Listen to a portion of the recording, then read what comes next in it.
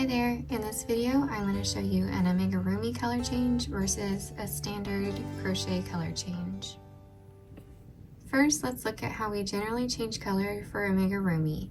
In the last stitch before your color change, you will begin the stitch but leave 2 loops on the hook.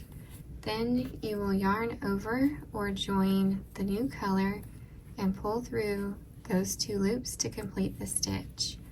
Now you can continue on using the new color.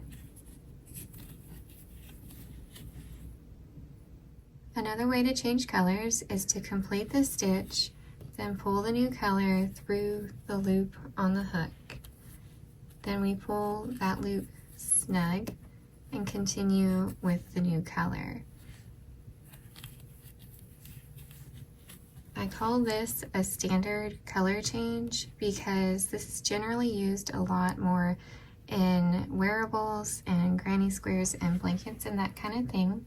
However, I use it in my patterns sometimes when we are making points or horns worked into one stitch where we don't want to see the other color loop coming through the color change.